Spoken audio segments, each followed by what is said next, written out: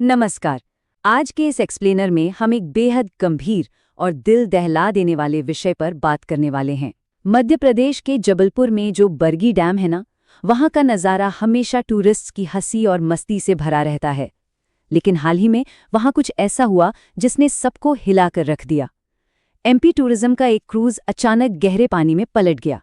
सोचिए, जो लोग अपनी छुट्टियां एंजॉय करने गए थे, उनके लिए वो पल कैसा रहा होगा।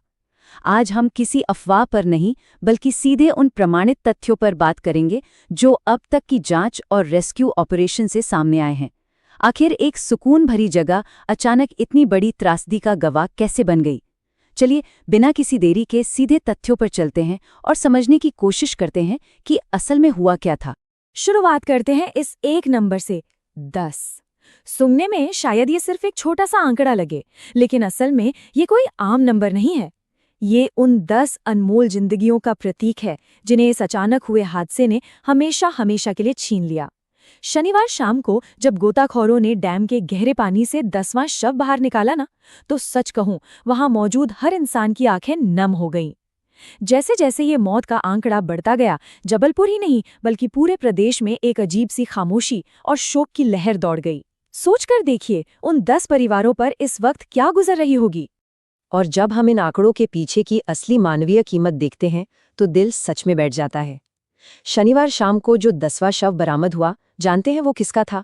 वो कोतवाली इलाके के रहने वाले महज 4 साल के एक मासूम बच्चे विराज सोनी का था। गोताखोर घंटों तक इस छोटे से बच्चे को ठंडे पानी में तलाशते रहे। और सबसे दर्दनाक बात तो ये है कि इस हादसे में विराज की मां नीतू सोनी का शव एक दिन पहले ही मिल चुका था। मतलब एक ही परिवार ने एक साथ एक मां और एक छोटे से बच्चे को खो दिया। ये वाकया हमें याद दिलाता है कि टीवी या स्क्रीन पर दिखने वाले हर एक नंबर के पीछे ऐसे ही किसी परिवार की टूट चुकी दुनिया होती है। इस भारी दुख के बीच एक और चिंताजनक बात है। 3, जी हाँ, 3 लोग अब भी लापता हैं। और जो बात सबसे ज्यादा परेशान करती है वो ये कि इन 3 लोगों में 2 छोटे बच्चे भी शामिल हैं। बचाव दल के लिए उन्हें खोजना इस वक्त सबसे बड़ी और सबसे मुश्किल चुनौती बनी हुई है। डैम के किनारे खड़े उनके परिवार बस एक टकटकी लगाए पानी की तरफ देख रहे हैं। वो इंतजार, वो खौफ, उसे शब्दों में बयान करना नामुमकिन है। एक तरफ सब लोग इस सदमे से उभरने की कोशिश कर रहे हैं, तो दूसरी तरफ रेस्क्यू टीम बिना रुके इसी उम्मीद में लगी है कि शायद कोई चमत्कार हो जाए।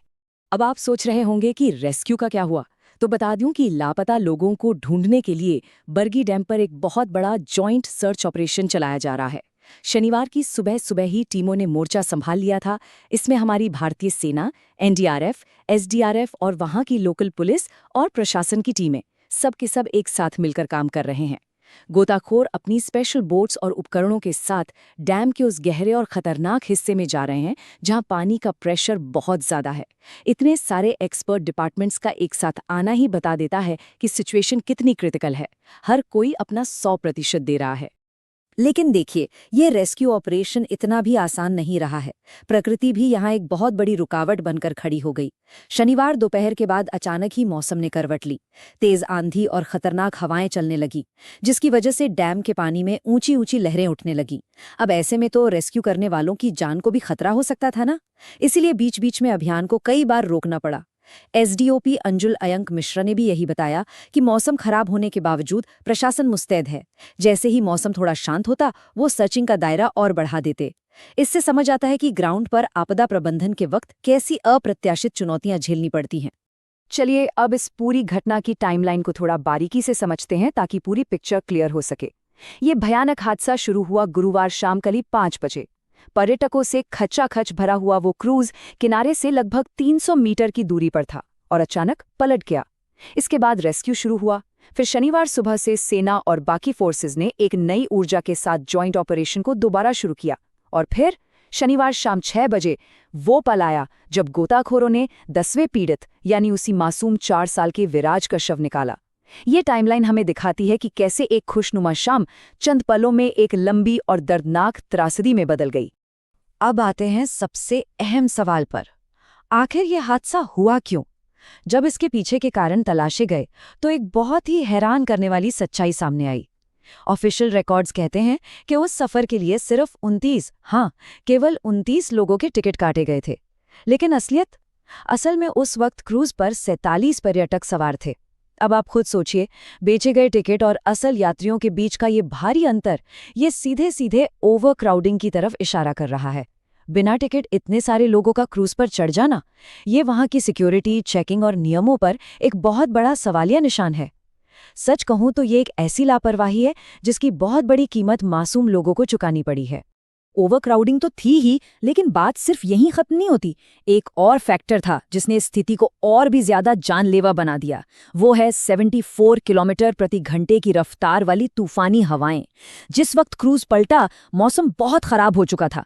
अब इमेजिन कीजिए, एक तरफ तो क्रूज में पहले से ही लिमिट से ज्यादा लोग बैठे हैं, जिससे उसका बैलेंस बिगड़ा हुआ है, और ऊपर से इतनी खतरनाक रफ्तार वाली आंधी। ये दोनों चीजें मिलकर एक ऐसा डेडली कॉम्बिनेशन बन गई जिससे वो क्रूज झेल नहीं पाया और अपना बैलेंस पूरी तरह खो बैठा। ये एक कड़वा सच है जो हमें दिखाता है कि मौसम की चेतावनी को नजरअंदाज करना और नियमों को हल्के में लेना कितना भारी पड़ सकता है। तो इन सारे तथ्यों और इस पूरे एक्सप्लेनर के बाद अब एक बड़ा सवाल हमारे सामने खड़ा होता है। इतनी बड़ी मानवीय क्षति के बाद, इतने परिवारों के उजड़ने के बाद, आखिर हम आगे क्या कर रहे हैं? भविष्य में पर्यटकों की सुरक्षा के लिए नियमों को और ज्यादा कड़ाई से कैसे लागू किया जाए? क्रूज पर ओवरक्राउडिंग, मौसम की चेतावनियों को सीरियसली ना लेना और सिक्योरिटी में जो ढील दी गई, इसके लिए किसी न किसी की तो जवाबदेही तय होनी ही चाहिए ना। ये सिर्फ एक हादसा नहीं है, बल्कि हमारे सिस्टम के लिए एक बहुत बड़ी चेतावनी है। हमें ये श्योर करना होगा कि फिर कभी कोई परिवार अपनी छुट्टियां मनाने जाए तो उसे ऐसे दर्दनाक हादसे का शिकार ना होना पड़े। आज के इस एक्सप्लेनर में बस इतना ही। इस जरूरी सवाल पर आप भी